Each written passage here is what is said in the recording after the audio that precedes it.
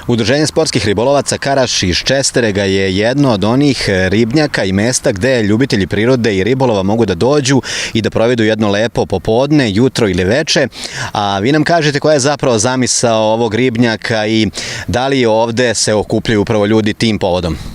Tačno tako, zamisao i ideja je prvenstveno bila da se od ovog ribnjaka napravi jedno lepo šetalište koje će koristiti naši meštani, a i ljudi koji su u prolazu i koji mogu da stanu ovde i da odmore, i u tome smo i uspeli. Znači, napravljeno je jedno lepo šetalište gde dolaze stariji ljudi, žene sa decom, šetaju i uživaju, pogotovo sada u ove prolećne dane kako sunce grane. Sportski ribolov ima i svoju etiku. Znači, svako ko dođe i upeca ribu, većina sportskih ribolovaca tako i radi. Upeca, poljubi, vrati. Dobro, vi ovde i dozvoljavate da se ulov neki nosi kući? Tako je, ovde je dozvoljeno i pecanje gostima. Svaki gost plati dnevnu dozvolu, može da upeca ribu do 2,5 kile i da je ponese sa sobom. Preko toga ulov je zabranjen, odnosno poljubi se i vrati se. Ali uglavnom se to poljubi vrati. Evo vidimo ovdje iza vas jedan zaista lep letnjikovac gde članovi vašeg udruženja provode jedne, da kažemo, lepe trenutke i druže se. A da li, evo s obzirom da nam ide i 1. maj, praznik rada i da će ljudi dolaziti na izlete, da li oni mogu ovdje da dođu da koriste ovaj vaš prostor? Naravno, mi smo najviše ponosni što ovaj objekat koristi omladina, gde oni prave druženja, prave roštilj, okupljaju se, prave kotliće i to nam je najveće zadovoljstvo. Ovaj ribnjak ima i dobar fond ribe. Mi smo sada ubacili dobar fond ribe, imamo izuzetnu saradnju sa ribnjakom iz Sućeske, kao i sa ribnjakom iz Banatskog Dvora, i od njih uvek uzimamo ribu i kada dođe vreme mi ubacimo ribu, tako da naši članovi, a i gosti uvek imaju šta da upecaju. To je uglavnom šaran, ima malo karaša, ima malo amura i to je to.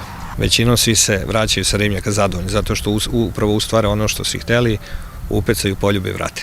Ljubitelji prirode ovde mogu da uživaju u lepoj prirodi i naravno ovde imate i dosta vrsta ptica koja se nalaze na ovom vašem jezeru. Tako je, one prave gnezdo tu u ovoj trsci, tako da je to njima uživanje.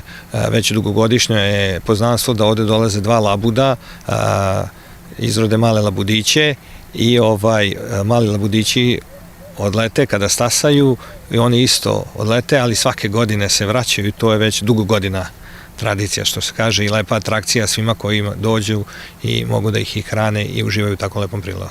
I evo za kraj nam kažete, s obzirom da ovako nešto mora da se održava, to iziskuje izvesna finansijska sredstva, kako se tu snalazite? Pa tu je standardno borba, ali dobro, ima dosta dobrih ljudi koji pomogne mesna zajednica, pomogne opština, par privatnika pomogne, ljubitelja prirode, nađe se načina. Znači, jer ljudi kada dođu vide stvarno da se ovde radi, da je ovo uvek, kao što vidite, pokošeno i održavano i da smo mi od jedne džungle, mogu reći tako slobodno, napravili jedno lepo šetalište. Zato svako ko dođe vidi da ovde ima rada i želi da učestvuje i da pomogne. I koji su vaši planovi za neku skoriju budućnost?